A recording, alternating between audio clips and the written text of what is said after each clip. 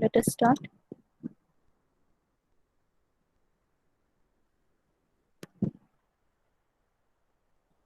Okay, good morning everyone. This is our 10th lecture. Okay, we were dealing with second module, which is your geometric design. Okay, Yes, in, ma'am. in, in geometric design, as I said, there are several elements, okay, geometric elements that we need to design. First, we deal with cross-sectional elements, camber, okay, all this thing, carriage width, everything we learned about. The next topic was side distances. Okay, there are many types of side distances, among them stopping side distance, okay, overtaking side distance. Derivations are important, we have learned about it also. We have gone through the different types of the numerical that may come, which is important both for your gate purpose as well as semester purpose. Okay, now this is the third element of the geometric design of a highway, which is the horizontal alignment. Okay, horizontal alignment, remember there are two types of the alignment. First is your horizontal, and the second topic will be your vertical alignment. Okay, and under this horizontal alignment we will discuss what are the different elements, sub elements.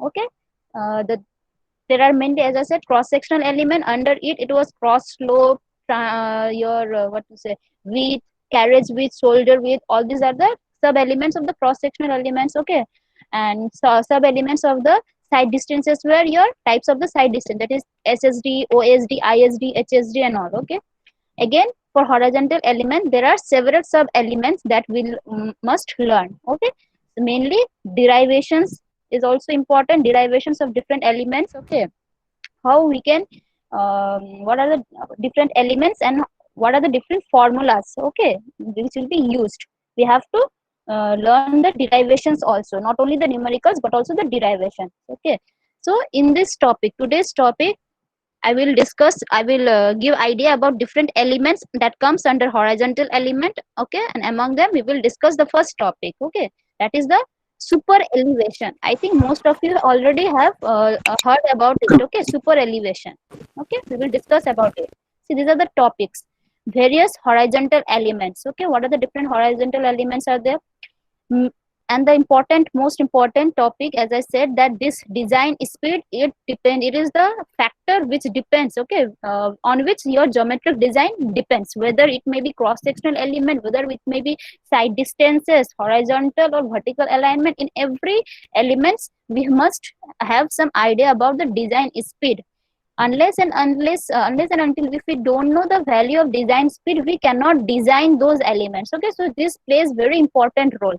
Okay, and it depends on place to place, it as well as on the types of the highways. Okay, obviously your urban road highways, urban road or the rural road, both they may have different design speed. Okay, the speed which is which what to say, which is used for designing the geometric design of highway will not be same as that of the village road. Okay, so there may be difference because of the variation of this speed.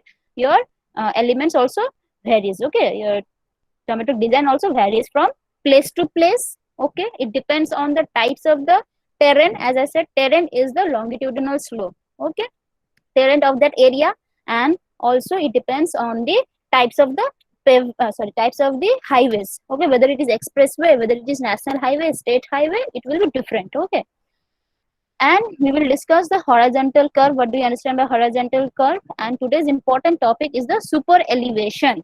Okay, what is the objective of super elevation? Why we must provide this super elevation? If we don't provide super elevation, then what are the effects of, okay, in a curve, when a car moves inside the curve, if you are moving over a straight road and you are moving inside a curve, obviously you will feel some difference. Okay, so what are the effect? Okay, and the most important topic which causes such kind of effect is the centrifugal force. Okay, I think you have Yes, learned ma'am. about this. You have heard about this. Okay, centrifugal force is the outward force whenever you move on a circular path. Okay, or whenever the particle moves in a circular path, two types of force acts on it. Okay, one is your inward force and another is your outward force. Okay, So the outward force is very much plays important role on in the horizontal element design, okay, which is the centrifugal force. Okay, we will learn about this also. And what are the effect? Because of this centrifugal force, because of that force which will act on you if you move inside a curve, then what are the effect that may occur over the vehicle? Okay, so for example, it may overturn, okay, or it may skid away. Okay, so there are different effects. We will learn about it also, and it is very important for your MCQs in GATE. Remember, in GATE, some MCQs will come, okay, from this topic. We have to learn. We must have idea about it also.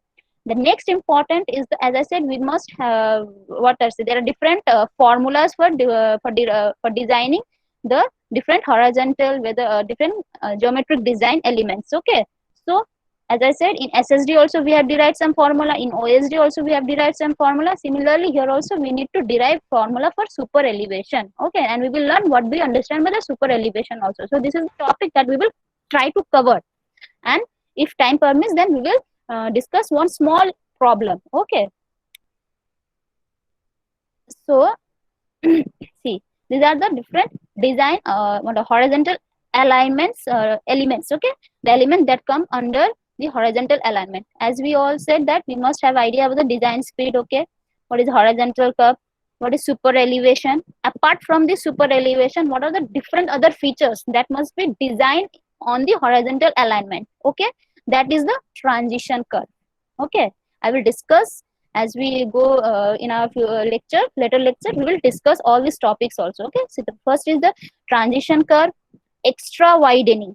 Okay, why we must provide, we will learn about it also. Extra widening means we have to widen, we have to increase the width of the pavement on the curved section. Okay, suppose the width of the pavement when it was in a straight condition, it is suppose 7 meter. Then when we enter the curve, that width will be slightly increased. It will be greater, slightly greater than 7 meters. Say for example 7.5 meter. Okay, now why we are providing extra 0.5 meter? Okay, so that extra 0.5 is known as the widening or extra widening on the curve. See, on the curve only. Okay, and the most important last topic that comes under this horizontal element is the setback distance. Okay, setback distance is nothing. See, here is your curve. Okay, as I said, this is your obstruction. Okay, and this is your line of sight. One vehicle is here, one vehicle is here. Okay, but the sight distance should be from here to here. Okay, now what is this distance from the obstruction and the sight distance? Okay, that offset is known as a setback. We must design the setback also in order to provide some curve. Okay, so that is the setback distance. We will learn slowly, gradually as we move forward. Okay, so as I said, design speed, it depends on the class of the road and the terrain. Terrain means what? Terrain, see, there are two types of the slope. First is, okay, can you tell me how many types of slopes are there? As I said, there are two types. What are those two types of the slopes? One, it is said gradient. Okay, and another it is called transverse slope or cross slope. Now what is the difference among these two slopes? First is transverse gradient. Give one example of transverse gradient or transverse slope. One example. Cross slope.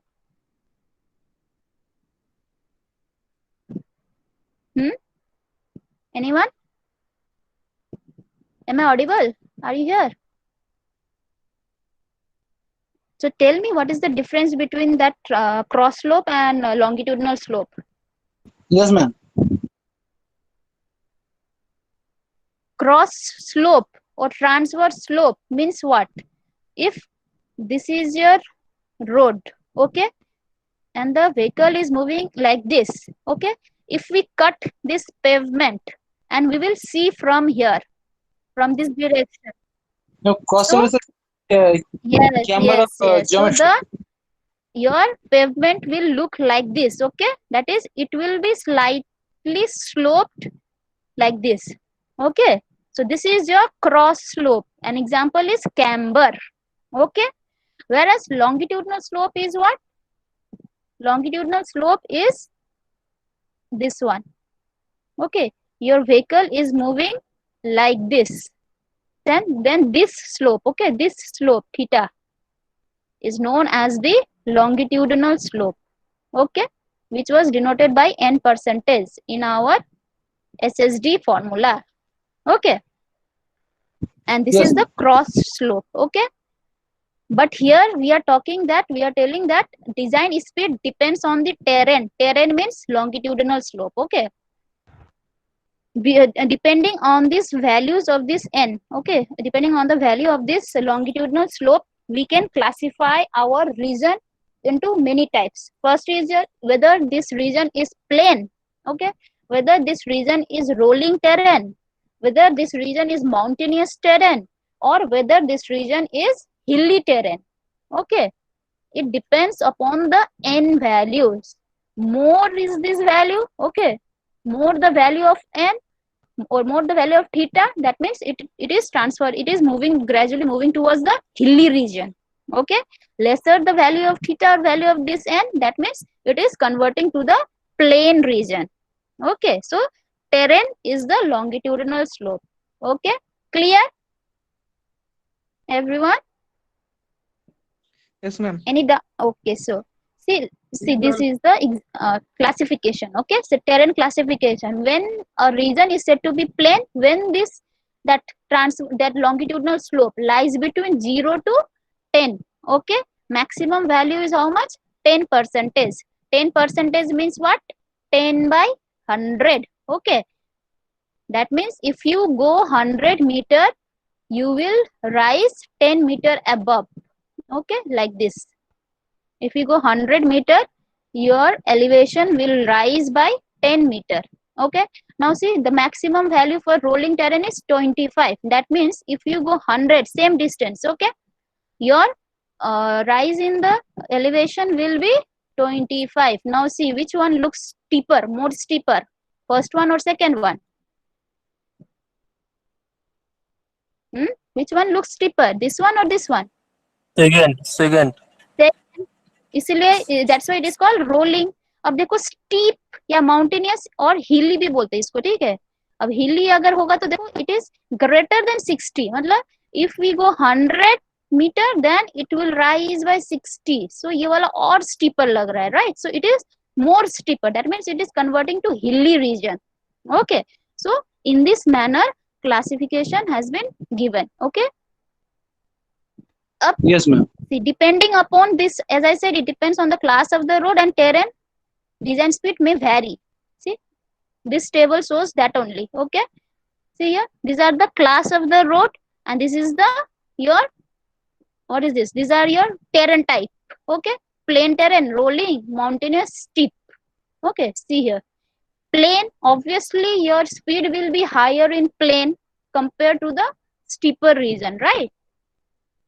Okay, so see ये वाला decrease हो रहा है. Similarly, it is also decreasing, and what to say, जितना तुम्हारा improvement होगा classification of road में, जितना इम्प्रूवमेंट होगा उतना ही स्पीड भी ज्यादा रहेगा. देखो ये क्या है, expressways is the higher class of national highway, higher grade of national highway, right? अब नेशनल हाईवे का है, इट इज 100, फिर इट कम्स मेजर डिस्ट्रिक्ट थोड़ा लेस है, 80, 65, 50, so it is reducing. Okay, and it is reducing in this manner also. जैसे जैसे मोर steeper की तरफ हो जाएगा वैसे वैसे स्पीड भी रिड्यूस हो रहा है. Okay, so in this way your design speed will very. Okay, अब आते हैं horizontal curve. Now see, what do you understand by the horizontal curve? Mainly why we provide horizontal curve? Any idea why we must provide horizontal curve? What is the main purpose of providing horizontal curve? What happens when you go through a horizontal curve? कोई turning point Okay, turning point. provide Okay, করা that হয়। is exactly, turning point means you are changing your alignment, right? You are Yes, going ma'am. from this direction, now you want to go this direction. Okay, जब भी highway से travel करना, तुम देखना जब भी तुम कर्व से जाते हो तुम्हारा डायरेक्शन चेंज होता है, स्लोली, ग्रेजुअली, राइट? अब उसको अचानक if we provide like this road, ऐसा एंड ऐसा अगर कुछ रोड में रहेगा, देन क्या होता है, there is your chances of accidents, okay, and discomfort. So in order to prevent this condition, what we are doing, we are providing some curve. ये this is your this is a straight road, ठीक है. Now we are changing the direction by providing some curve, okay. That is why it is called horizontal curve or horizontal alignment. We are changing in our direction horizontally, we are changing, that's why it is called horizontal alignment, okay. Yes, ma'am.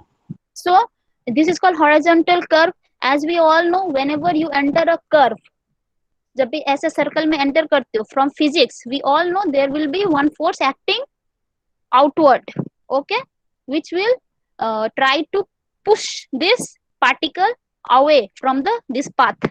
This is suppose circular path, okay. This is suppose your central line of that curve, okay. You are entering the curve. Now what happens, as you enter the curve, one force will act, which will act away, see, away from the center, okay. That is called centrifugal force, which is denoted by capital P. यहाँ पे F दिया है, ये just formula के लिए हम दिए हैं, but in further slides we will see that that is denoted by capital P, okay. Centrifugal force, इसको बोलते हैं centrifugal force, okay. And we all know this, इसका formula क्या था, mv square by r, okay, where r is what, r is the radius of the curve. See, अब curve आ रहा है मतलब क्या है, there must be some radius, without radius you can not draw a curve, right. Compass से तुम curve draw करते हो, राइट. सर्कल किससे ड्रॉ करते हो, कंपास से ड्रॉ करते हो. And in order to draw the curve you must have some radius value, okay. R का वैल्यू तुमको पता रहना चाहिए, तभी तो तुम स्केल में उतना मेजर करके कंपास को फिक्स करके एक जगह पर सेंटर ले लिया, उससे फिर आर्क ड्रॉ करते हो, right. So you are providing some radius. Suppose that radius, this is the center of the curve and that radius is r, okay. तो इसकी वजह से फॉर्मूला में क्या आएगा, p is equals to m is the mass of the object, v is the velocity at which it enters the curve, मतलब यहाँ से अगर ये v स्पीड में जा रहा है, ओके, स्मॉल v हम यहाँ पे दे रहे हैं, where r is the radius, okay, radius of that curve. Clear ये वाला formula, okay. Now see, m equals to what, m को अगर if we convert this m into weight, m is the mass, अगर उसको हम weight में convert कर देंगे, then what we will get, weight equals to क्या था, mg था, okay. So m equals to, we can write this as w v square by gr. लिख सकते कि नहीं लिख सकते, we are writing m instead of m, we are writing w by g. See here, m equals to क्या है, w by g, right. उसको यहाँ पे रिप्लेस कर दो m के जगह पर. So can we write centrifugal force as w v square by gr? Yes, ma'am. Yes, ma'am. Okay, तो ये हम लिख लिया, okay. So this is your centrifugal force equation. See, P is equals to W V square by GR, okay. P is in kg, W as I said it is in kg weight है, R is in meter. याद रखना, every time please remember the formulas. There will be मतलब similar formula will be given in different equations, okay. मतलब कि एक ही चीज का formula है, सपोज सुपर एलिवेशन का एक फॉर्मूला है, लेकिन दो टाइप का फॉर्मूला दिया रहता है, वो कुछ नहीं है, don't get confuse, only they have converted the units, okay. तो एक को किलोमीटर पर आवर में अगर स्पीड रहता है तो कुछ दूसरा फॉर्मूला होता है, अगर मीटर पर सेकेंड में कुछ रहता है तो उसका कुछ दूसरा फॉर्मूला होता है, okay. But here whenever we are deriving considering v as the small v, okay. And small v का ही मतलब है मीटर पर सेकेंड, ओके. ये याद रखना है, ओके. तो देखो, Yes, ma'am. so r is in meter, v देखो v is in meter per second, g is acceleration due to gravity which is n.81 9.81 meter per second square, okay. So this is the formula. Everyone please note down this formula. तुम लोग अलग से लिख के भी रख सकते हो ये वाला. p equals to mv square by r, m के जगह पर w by g, so it will be w v square by gr, okay. अब देखो, as I said there will be some effect whenever you enter. तुम कभी भी curve पे गाड़ी लेकर या बाइक लेकर जाओगे तो you will feel something, right. Outward force आता है, जो उसको बोलते हैं it is the centrifugal force. अब Now due to the centrifugal force there will be several मतलब there will be mainly two types of the effect, मतलब तुमको कुछ फील होगा, ठीक है. Now what are those two effect? Those two effect is the tendency to overturn. ऐसा हो सकता है कि तुम्हारा गार उलट जाने का कोशिश कर सकता है, like this. Okay, if your centrifugal force is very high, इस तरफ का outward, okay, ऐसा कर्व था, you have entered here, okay, तो आउटवर्ड फोर्स इस तरफ आ रहा है, देखो ये वाला इस तरफ पुल हो रहा है, तो क्या हो रहा है, the your car has a tendency because of the centrifugal force, your car has a tendency to overturn. Okay, देखो द फर्स्ट कंडीशन क्या है, ओवरटर्निंग कंडीशन हो सकता है, it is the first effect. Okay, दूसरा टेंडेंसी क्या है कि इट में मूव लैटरली, मतलब ये जो लैटरली, मतलब सपोज ऐसा अगर जा रहा है तो तुम्हारा गाड़ी सपोज यहाँ से आ रहा था, अभी गाड़ी यहाँ पे था, इस कर्व के अंदर जाने से इस तरफ हो गया, so there is some lateral displacement. Okay, देखो ये इस तरफ में था, ये कर्व के अंदर जाने से इस तरफ आ गया. ओके, तो due to that lateral displacement यहाँ पे क्या हो जाता है, लैटरल स्किड होने का चांसेस रहता है, राइट. तो इसको बोलते हैं tendency to skid away. Okay, tendency to skid away from, और इसको बोलते हैं ट्रांसवर्स स्किड भी बोलते हैं, ठीक है. तो skid away from the pavement, मतलब ये जो भी पेवमेंट से गाड़ी बाहर की तरफ जाने का कोशिश कर सकता है. Okay, due to centrifugal force, ठीक है. इसीलिए हम लोग को ये पेवमेंट का विड्थ क्या है, थोड़ा चौड़ा कर देना पड़ता है कर्व में, जिससे कि अगर थोड़ा डिस्प्लेस हो भी जाए तो वो पेवमेंट के अंदर ही रहे, बाहर शोल्डर में ना चला जाए. ओके, इसलिए whenever there are the curve we need to provide extra widening. Okay, so this are the two conditions. Okay, अब देखो इसके on the basis of these two tendencies, okay, there will be one relation of the P, centrifugal force और wait का एक relation आता है. Okay, मतलब जिसको भी बोलते हैं हम लोग P/W रेशियो निकालना पड़ता है. We need to find the P/W value. Okay, P is the centrifugal force और weight is your self weight, मतलब गाड़ी का वेट. ओके, तो इन दोनों का रेशियो हमको चेक करना पड़ता है. So if there are two cases, इसके लिए एक केस होगा P/W का एक वैल्यू होगा, इसके लिए एक P/W का एक वैल्यू होता है. ओके, अच्छा, अब इसको हम डिफाइन करेंगे अभी बाद में. नाउ ये वो जो हम बोले थे कि ये जो यहाँ पे फ्रिक्शन जनरेट हो रहा है F, ऑब्वियसली फ्रिक्शन स्किड हो रहा है, मतलब फ्रिक्शन जनरेट होगा, एंड फ्रिक्शन होगा तो तुम्हारा कोफिशिएंट ऑफ फ्रिक्शन आएगा. Now this is the lateral coefficient of friction, याद रखना, दिस इज लैटरल. ओके, इस तरफ में फ्रिक्शन जो आ रहा है, दिस इज लैटरल. अब लॉन्गिट्यूडनल कहाँ पे आ रहा था, लॉन्गिट्यूडनल कोफिशिएंट ऑफ फ्रिक्शन कहाँ पे आ रहा था, any idea? Where you have learn about this letter F, small f कहाँ पे तुम लोग को दिखाई दिया था पहले ज्योमेट्री डिजाइन में, कौन सा टॉपिक में? स्मॉल f इस किस मतलब कौन सा एलिमेंट के फॉर्मूला में दिखाई दिया था? कोफिशिएंट ऑफ फ्रिक्शन का वैल्यू कहाँ पे यूज किए थे, कौन सा फॉर्मूला में यूज किए थे? OSD में, OSD, SSD, right, side distance में यूज किए थे, right. Now tell me that F value and this F value are same. SSD में जो F हम लोग यूज कर रहे थे, it lies between 0.34 to 0.4, 0.35 to 0.4 था F का वैल्यू, ठीक है, ठीक है. अब यहाँ पे भी एक F का टर्म आएगा, क्योंकि because we are dealing with the friction, तो यहाँ पे भी जब डिराइवेशन करेंगे तो एक F का वैल्यू रहेगा. Okay, now tell me this two F are same, this two coefficient of friction are same और नॉट? दोनों क्या सेम है? फिर से बोलिए मैम. ये जो F का वैल्यू है, यहाँ पे जो एक F आएगा, ठीक है, और SSD में जो F था, दोनों क्या सेम है? नहीं मैम, दोनों सेम नहीं. क्यों नहीं है? उस F को क्या बोलते थे और इस F का क्या नाम है?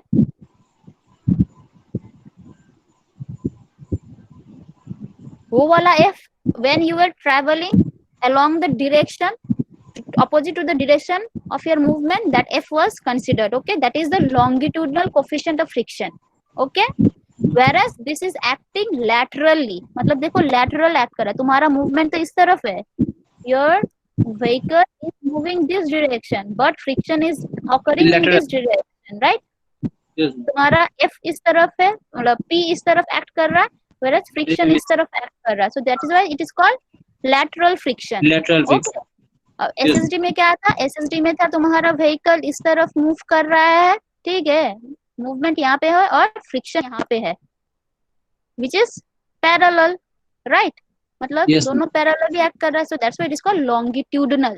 Okay, whereas this is lateral, क्योंकि ये इस तरफ डायरेक्शन, मतलब lateral to the direction of movement act कर रहा है. Okay, so इसको बोलते हैं lateral friction, उसको बोलते थे longitudinal friction. तो longitudinal friction का क्या था, longitudinal का था तुम्हारा 0.35 से लेकर 0.4 होना चाहिए था, ये वैल्यू शायद याद है तुम लोग को. ओके, whereas F lateral मतलब जो तुम लोग यहाँ पे in horizontal elements, okay, in horizontal alignment design जो कुछ भी करोगे उसमें जितना भी F वैल्यू आएगा that is your lateral. Okay, and इसका मैक्सिमम हम बोले थे कितना, 0.15. Please remember this. ओके, कुछ क्वेश्चन में they will not provide the value of F, we must assume. तब एज्यूम कैसे करोगे, so this is the assumption. Okay, 0.15. Clear?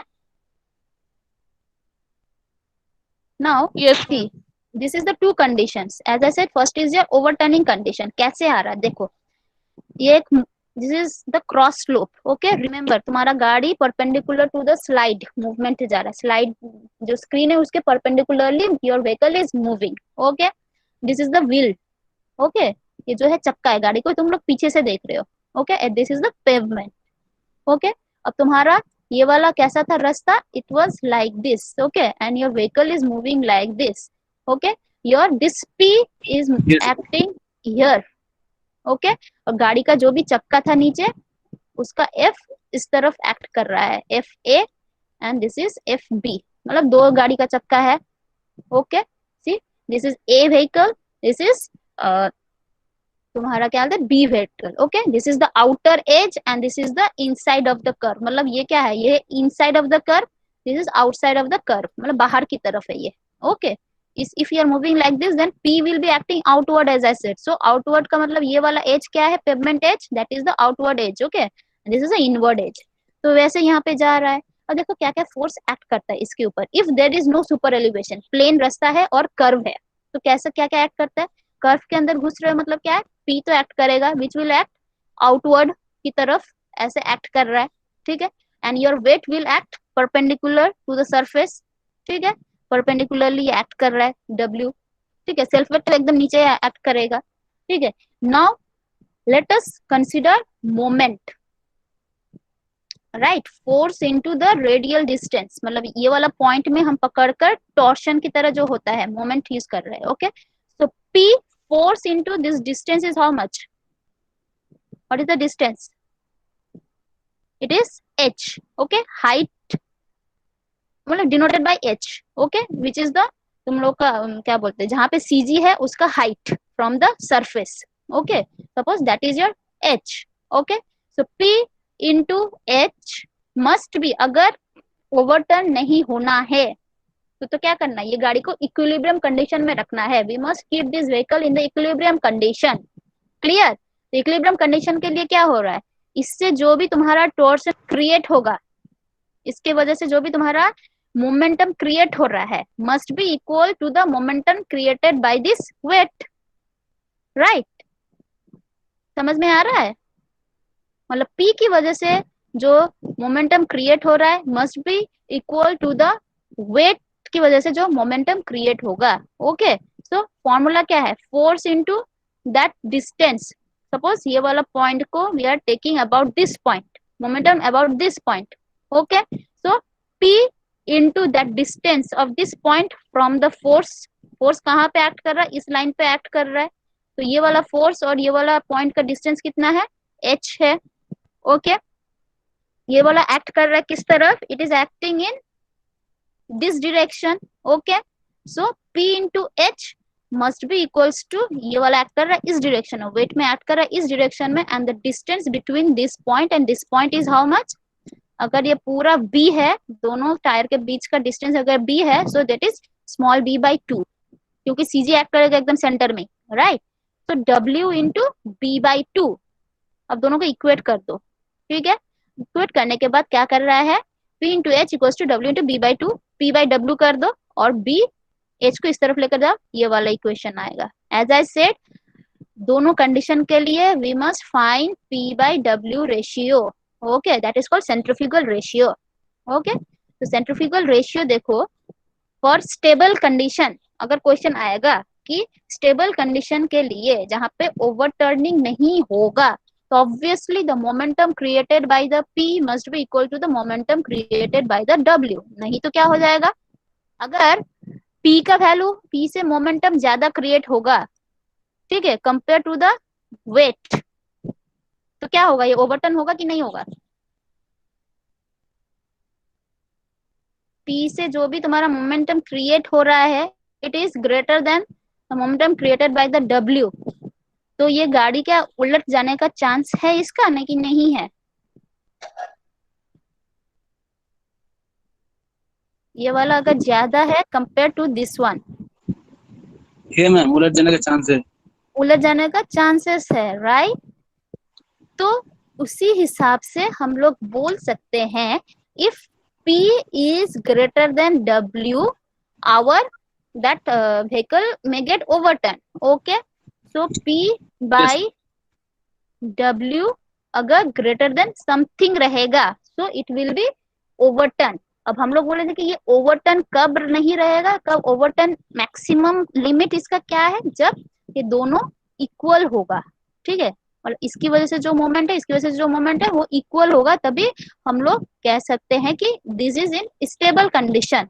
तो उस हिसाब से हम लोग का रेशियो आ रहा है P by W is equals to B by 2.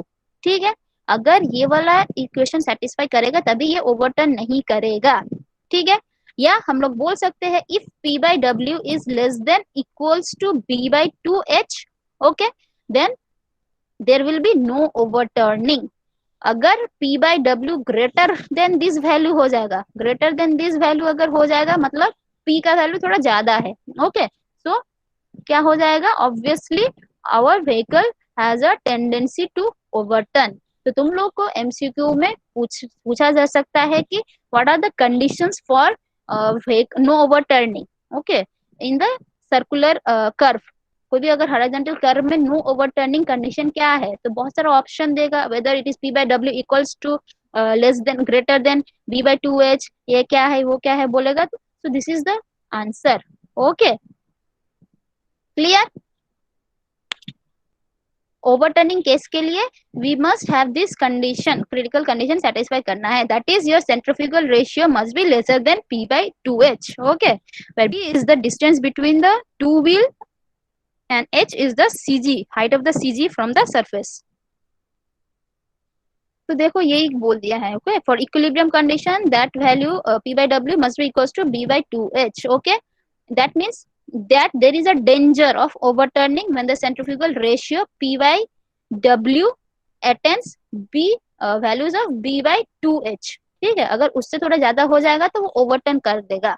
Okay, अब सेकेंड केस क्या था, सेकेंड केस वाज ट्रांजिशन, मतलब ट्रांजिट स्किड, ट्रांसवर्स स्किडिंग था सेकेंड कंडीशन. ओके, तो देखो ट्रांसवर्स स्किडिंग कब आ रहा है, ऑब्वियसली ये वाला फोर्स इस तरफ एक्ट करेगा जब, तो तुम्हारा force, frictional force will act in this direction.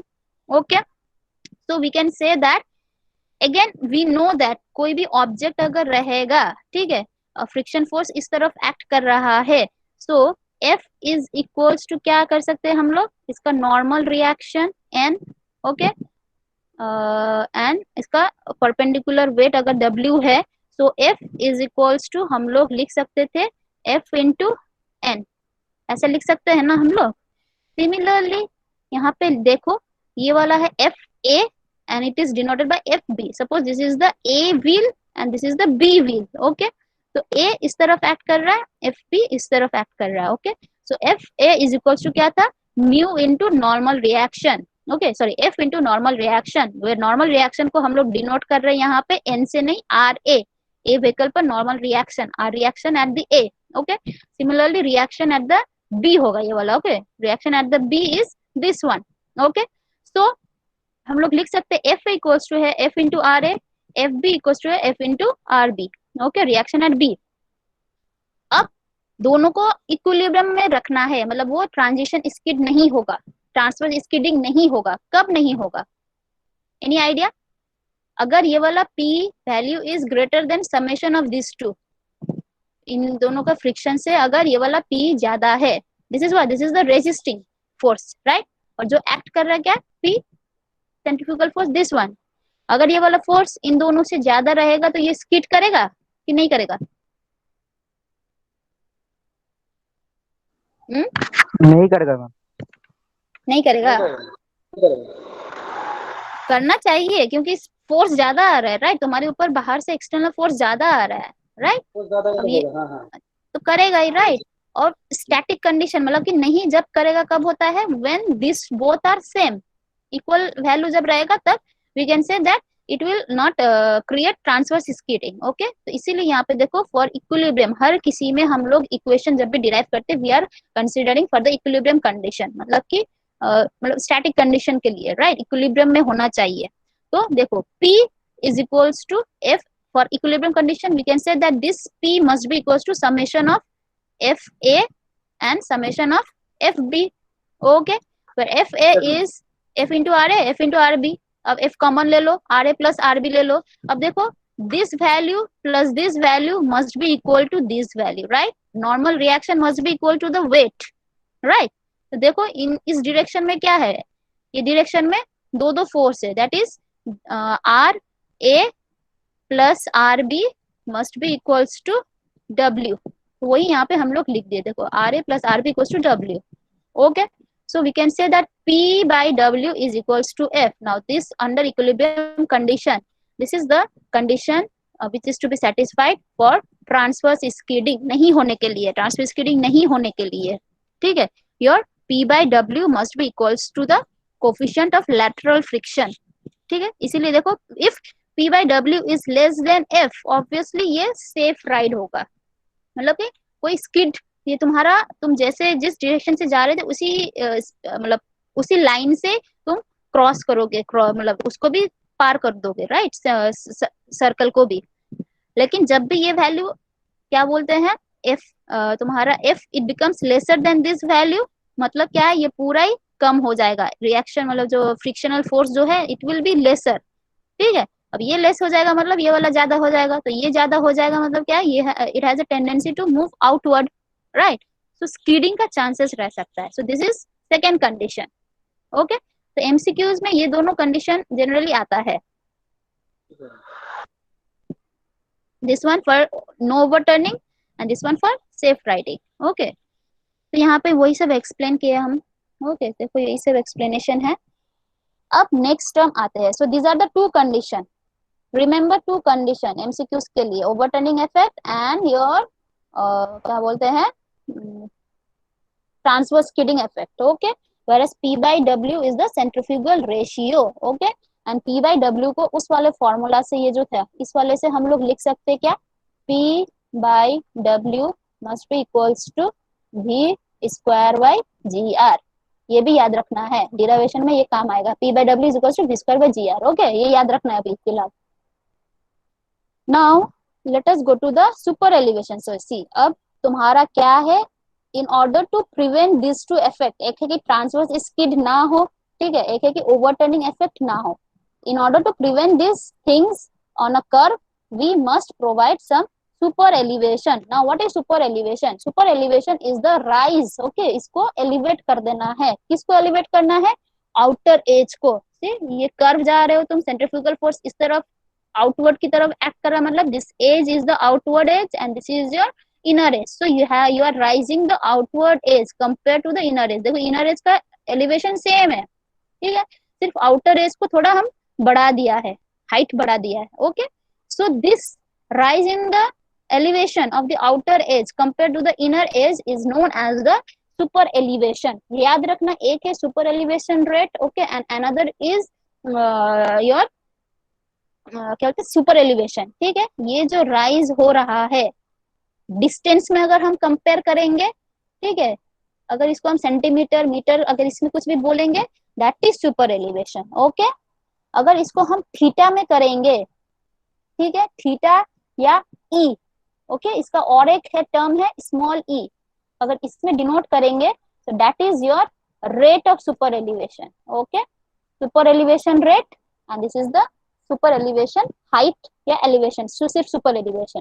Clear, ये दोनों में क्लियर है ना। एक ई को बहुत बार तुमको कैपिटल ई डिराइव कर सॉरी कैपिटल ई कैलकुलेट करने के लिए बोल सकता है, मतलब कि एक्स्ट्रा आउटर एज कितना तुम लेवल बढ़ाए हो वो कैलकुलेट करने के लिए बोल सकता है। और कभी कभी बोलेगा मैक्सिमम टाइम ही बोल देता है कि ई निकालो, ई निकालो। E is what, that is the क्या बोलते हैं, सुपर एलिवेशन रेट। ओके, अब देखो सुपर एलिवेशन रेट रेशियो क्या है, ई और ई, इस इन दोनों के बीच रिलेशन क्या है, what is the relationship between E and E, ये हम निकालेंगे। Okay, small E and capital E के बीच में this diagram will give you the relationship. Okay, अब ये वाला देखो, तुम कहाँ से देख रहे हो, साइड मतलब एकदम क्रॉस सेक्शनल व्यू, मतलब कि ये वाला यहाँ से तुम लोग देख रहे हो। Okay, you are observing from this direction. Okay, remember. अब क्या करोगे, देखो ये गाड़ी जा रहा है, इस कर्व में एंटर कर रहा है, this is the outer edge, क्योंकि ये थोड़ा उठा हुआ है, ये इनर एज है। Okay, now this is forming like a triangle. Okay, this point is M N and L. Okay, as I said, ये वाला जो डिस्टेंस है कि कितना राइज हुआ है, that is denoted by capital E. Okay, and this is a distance, याद रखना, this is a distance. Okay, now what is E? Small e, small e है तुम्हारा ratio of this, okay, and the horizontal distance. Okay, E is nothing but the, देखो, NL by ML, मतलब tan theta. Simple भाषा में, अगर ये triangle है, suppose ये थीटा है, ठीक है, ये अगर n है, ये है m है, ठीक है, ये l है, और ये वाला distance this is e। Okay, अब इस डायग्राम से हम लोग क्या बोल सकते हैं, N L by M L को क्या बोल सकते हैं, perpendicular by base. Right, perpendicular by base is what, अगर ये थीटा है तो परपेंडिकुलर बाय बेस क्या है, साइन है, कॉस है, ना कि tan है।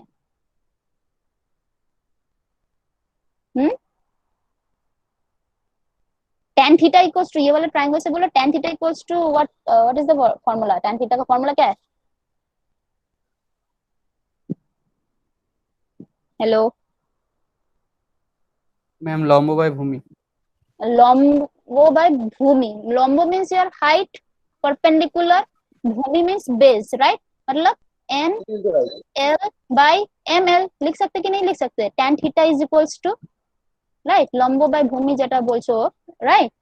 तो देखो, एंड इसी को हम लोग बोलते हैं ई। क्लियर, इसको हम लोग बोलते हैं ई, स्मॉल ई। ओके, अब देखो कि तुम लोग का theta, it will not be a huge value. Okay, practically ये थीटा बहुत, मतलब हम मैक्सिमम कितना दे सकते हैं, हम बोले थे 0.15 मैक्सिमम हम दे सकते हैं। राइट, मतलब सॉरी, इसका 7% हम मैक्सिमम दे सकते हैं, 7% is the maximum value. Okay, ये रिमेम्बर रखना है, मतलब कि 0.07 is your maximum limit. Okay, मतलब बहुत ही छोटा वैल्यू है, तो obviously theta will also be very small, so practically your theta will be very small. Okay, और हम लोग जानते हैं कि जब जब थीटा का वैल्यू स्मॉल होता है, तुम्हारा tan theta will be converted to, tan theta को हम सॉरी लिख सकते हैं, it is equals to sin theta. लिखते कि नहीं लिखते, बोलो। मतलब ये थीटा अगर वैल्यू जितना कम होगा, तो हम लोग बोल सकते हैं ना, ये जो भी तुम्हारा hypotenuse will be tends to equal to भूमि। अगर थीटा जितना पास है, जितना स्मॉल है, तो हम लोग लिख सकते हैं ना, ये hypotenuse will be almostly close to the base value, मतलब एम एन विल बी, हम लोग लिख सकते हैं ना, M N will be equals to M L. Right, theta जितना कम होगा तो, ठीक है, तो अगर हम यहाँ पे एम एल के जगह पर एम एन लिख देंगे, ठीक है, ठीक है, तो हम एन एल के sorry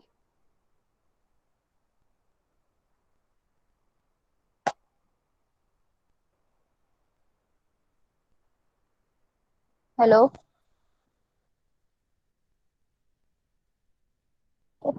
Yes, ma'am.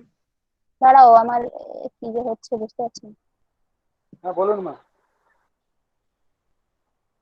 Wait.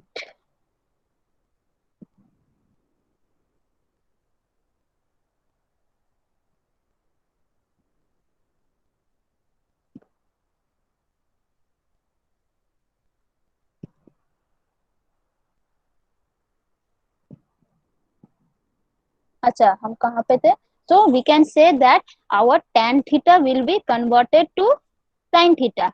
Okay, तो हम लोग बोले थे कि जितना थीटा स्मॉल होगा this value will be approximately equals to this value. Okay, वहीं पर देखो ml will be close to mn. ठीक है, so ml के जगह पर हम लोग क्या लिख दे रहे हैं? आप ml के जगह पर we can write it as mn, whereas mn is क्या? mn is the width of the pavement, see, which is denoted by capital B. Okay, so mn के जगह पर हम लोग क्या लिख सकते हैं?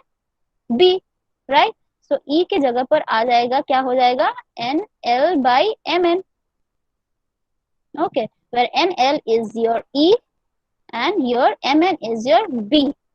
So यहीं से हम लोग लिख सकते हैं कि small e is equals to E by B. So ये याद रखना है. Okay, where E is the vertical height between the तुम्हारा कितना राइज किया हम लोग outer edge को, and B is the width of the pavement. Clear? So we can write this formula for E. ठीक है, तुमको अगर E का वैल्यू पता है then you can easily determine capital E. Okay, and if you know capital E value and B, we can easily determine small e also. Okay, so in this way we can determine कि कितना height ऊपर है, outer as को कितना raise किया गया है. अगर पूछेगा तो E कैलकुलेट कर चुके हो लोग, तुम लोग डिजाइन कर चुके हो, then we know the value of B. So we can easily determine the value of capital E. कि कितना ये वाला वैल्यू कितना अगर है पूछेगा तो using this equation we can determine. Clear? Hello? Yes, ma'am. Okay. Now analysis. Analysis का मतलब है कि derivation. ठीक है, कुछ नहीं है derivation. तो इसको अगर हम देखेंगे तो these are the free body diagram. तुम सुपर एलिवेशन मतलब एक कर्व से जा रहे हो, ऑब्वियसली सुपर एलिवेशन दिए हो, सो दैट सुपर एलिवेशन कितना है? ये वाला है. ठीक है, आउटर एज में. Now what are the forces that will act on the vehicle? Okay, as I said, तुम्हारा व्हीकल अगर ये वाला है, ठीक है, it will act P, centrifugal force will act outward. No, ये वाला है, देखो, this is the outward centrifugal force. Okay, suppose if this is the theta value और तुम्हारा weight कहाँ पे act करेगा? it will act एकदम, ठीक है, ये वाला है weight W. Okay, अब बोला गया कि this is theta, then obviously this value will be theta and this value will be theta. अब इसको तुम रिजल्टेंट करो, इसको सॉरी रिजल्टेंट मतलब इसको कंपोनेंट निकालो, तो P का एक जाएगा इस तरफ component which is the P cos theta, एक जाएगा perpendicular to the surface which is P sin theta. Similarly W का भी दो कंपोनेंट आएगा, एक जाएगा तुम्हारा इस तरफ, ओके, W sin थीटा, और एक जाएगा परपेंडिकुलरली नीचे की तरफ which is your W cos theta. Is this clear? अगर ये थीटा है तो this will be your P cos theta, ये वाला है P cos theta, sorry W cos theta, and this is your W sin theta. Okay, और P का क्या हो जाएगा? P का हो जाएगा this is your P cos theta इस तरफ में, and this is the P sin theta. Clear? ये डायग्राम क्लियर है? And apart from this friction तो एक्ट करेगा ही. कहाँ पे एक्ट करेगा? It will act parallel to the P.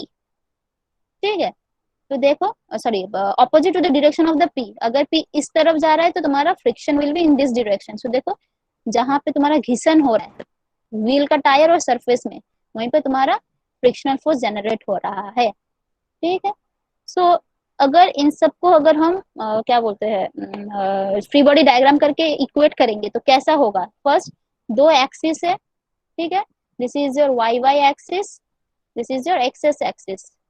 ठीक है, वाई वाई एक्सिस में क्या क्या फोर्स है? देखो, वाई वाई एक्सिस में है ये आर ए है, आर बी है, ओके, और ये है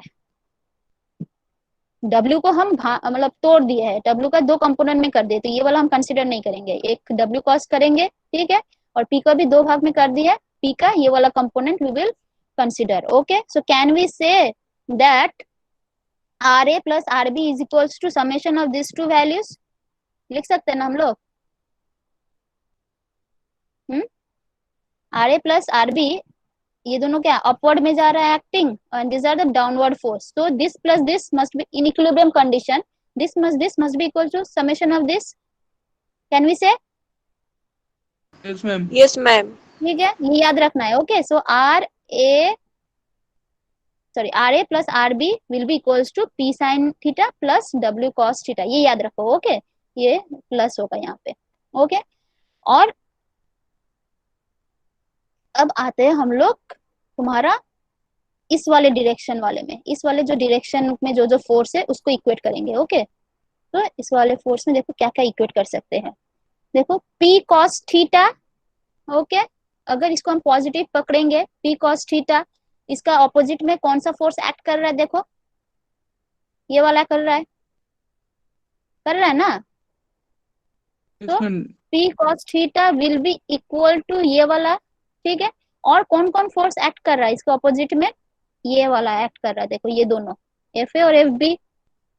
ठीक है, ये तीनों इस तरफ एक्ट कर रहा है, ये अकेला इस तरफ एक्ट कर रहा है। तो देखो P cos theta is equals to तीनों का समेशन कर दिए हम। And again as we know that frictional force is equals to coefficient of friction into normal reaction. ठीक है, ये वाला किसका, इसका नॉर्मल रिएक्शन ये है, एफ बी का नॉर्मल रिएक्शन ये है। तो देखिए इसीलिए देखो F A equals to F into R A, F B equals to F into R B. Okay, यहाँ पे एफ को कॉमन ले लो, R A plus R B. As I said R A plus R B will be equal to P sine theta plus W cos theta. देखो R A plus R B is equals to ये वाला आ रहा है। देखो यहाँ से P sine theta plus W cos theta आ रहा है ना। ठीक है, मतलब इन दोनों के लिए ये वाला वैल्यू हम बिठा दिए। ओके, अब यहाँ से क्या आ रहा है? देखो पी कॉस थीटा। ठीक है, ये वाला क्या हो जाएगा? ये वाला हो जाएगा minus F P sine theta.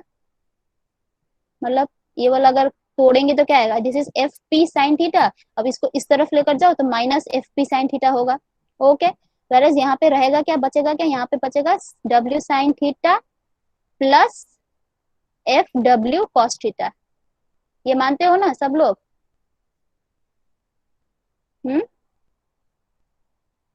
Are you satisfied with this equation? यहाँ से हम लोग ये लिख सकते हैं कि नहीं? इसको तोड़ोगे तो Yes, क्या आएगा? ma'am. F W cos Yes, theta ma'am. F P sine theta. अब इसको इस तरफ लेकर जाओ तो minus F P sine theta. अब इसको इधर ही रख दो तो plus F W cos theta. Okay, अब नाउ टेक कॉमन, इन यहाँ से पी को कॉमन लो। So P is equal to क्या है? Cos theta minus F sine theta, यही आ रहा है। ठीक है, और यहाँ से तुम लोग इसको ऐसे रख दिया। अब क्या करना है कि दोनों तरफ divide by W cos theta कर दो। ओके, तो क्या होगा? यहाँ पे भी डब्ल्यू कॉस थीटा, यहाँ पे भी डब्ल्यू कॉस थीटा, पूरा को डिवाइड कर दो। यहाँ पे भी डब्ल्यू कॉस थीटा। ठीक है, मतलब यहाँ पे भी डब्ल्यू कॉस थीटा पूरा को, और यहाँ पे भी डब्ल्यू कॉस थीटा। ठीक है, करके तुम्हारा ये वाला इक्वेशन आएगा।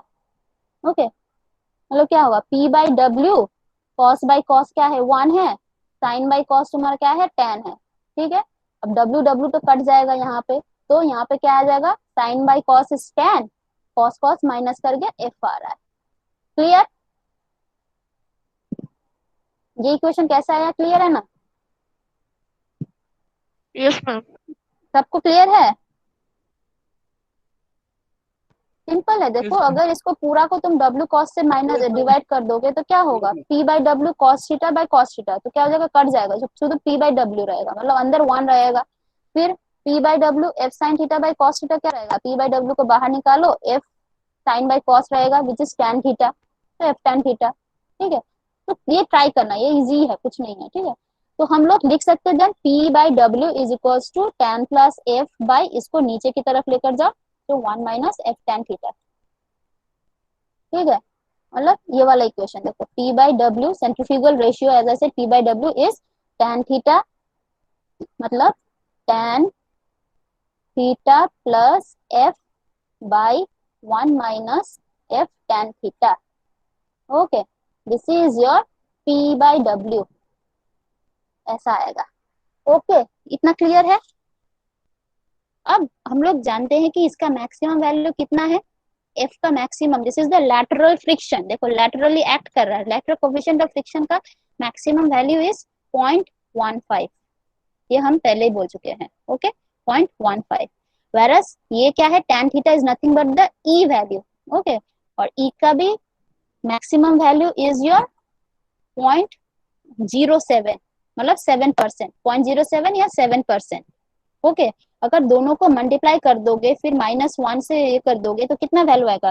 कैलकुलेट करो तो 1 माइनस एफ का वैल्यू 0.15 रखो। ठीक है, और tan theta that is E is equal to कितना है 0.07, सो 1 माइनस 0.5 इंटू 0.07 कितना आएगा, तो P by W equals to tan theta plus F right by 1 minus 0.15। Okay, इसको सिंप्लीफाई करने के लिए ये रखा गया है। ओके, और tan थीटा का मतलब ही है E है, और इसका मैक्सिमम हम लोग दे सकते हैं कितना 0.07। तो what is this value, numerator क्या आ रहा है, देखो न्यूमरेटर का वैल्यू कितना आ रहा है 0.0595.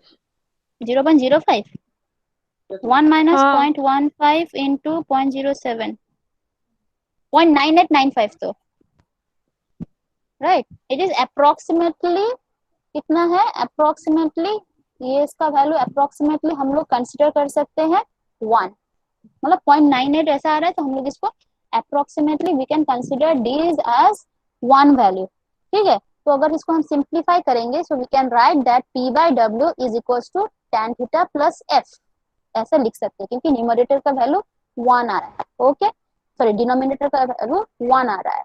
ओके, सो अब again we know that tan theta is equals to क्या है, E है राइट, ये वाला इक्वेशन याद है सबको, देखो तो tan E is equals to tan theta हम कंसीडर किए थे राइट, सो tan थीटा को अगर हम E लिख देंगे, E भी बोल सकते हैं। ओके, तो P by W is equals to E plus F। Okay, again P by W का क्या फॉर्मूला था, P बाई W सेंट्रीफ्यूगल का और एक फॉर्मूला था, P इक्वल्स टू क्या था, P equals to W V square by GR था कि नहीं था सेंट्रीफ्यूगल का, यस तो P by W is equals to क्या लिख सकते हैं हम लोग, V स्क्वायर बाई GR। ठीक है, तो this is that value. Okay, तो देयर आर टू इक्वेशंस, एक है ये वाला जहाँ पे तुम्हारा सुपर एलिवेशन ये सब आ रहा है, और एक है ये वाला centrifugal force. Now equate this to and you will get this value. So this is your formula for, अगर कोई भी सुपर एलिवेशन फॉर्मूला अगर बोलेगा then you have to use this formula, so please write it down। ये थोड़ा लिखो, E plus F is equals to V square by GR। okay, where V is in meter per second। okay, देखो क्या क्या है, E is the rate, as I said this is the rate of super elevation not the super elevation। E का tan theta भी लिख सकते हैं। ठीक है, F is the design value of lateral, as I said lateral friction, okay, which is maximum कितना है 0.15। V is the speed and it is in, हम लोग बोल रहे थे जितना भी हम डिराइवेशन करेंगे we will derive in meter per second। okay, so V is in small v which is meter per second, R is in meter मतलब उसका radius of horizontal curve, G is the acceleration due to gravity। बहुत सारे problem में capital V दिया रहता है मतलब kilometre per our, तब भी तुम लोग डायरेक्ट एक फॉर्मूला यूज करके मतलब उसको कन्वर्ट नहीं करने का जरूरत नहीं है। Okay, you will put suppose 80 kilometre per hour दे दिया, तो हम लोग 80 किलोमीटर को मीटर पर सेकंड में कन्वर्ट नहीं करके डायरेक्ट जो दिया गया है उसको यूज करके अगर हम लोग डिराइवेशन करेंगे तो this is that formula. So E plus F equals to capital V square by 127 R। यहाँ पे V क्या है, देखो this is capital V that means it is in kilometre per hour, और यहाँ पे small v that is it is in metre per second. Now it is up to you कि तुम कौन सा वैल्यू यूज करोगे, कौन सा इक्वेशन यूज करोगे। You can use this also, you can use this also. Okay, clear? Yes ma'am 12:33। ठीक है, आज के लिए फिर इतना ही करेंगे, नेक्स्ट क्लास में हम लोग इसका कुछ एक प्रॉब्लम था आज वो हम नेक्स्ट क्लास में करा देंगे। ओके, तो please go through the derivation. हम बार बार बोलते हैं कि डिराइवेशन इंपॉर्टेंट है, एटलीस्ट डिराइवेशन दे सकता है। Okay, so please go through it. Okay wait, okay I will call the names. क्यों नहीं जा रहा?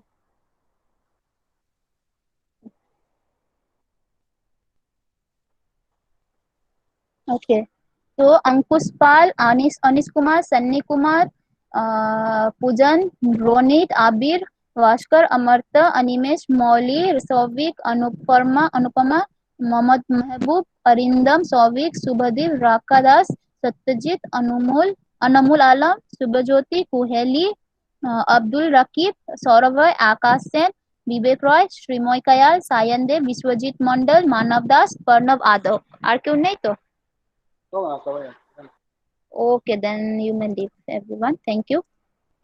Thank you ma'am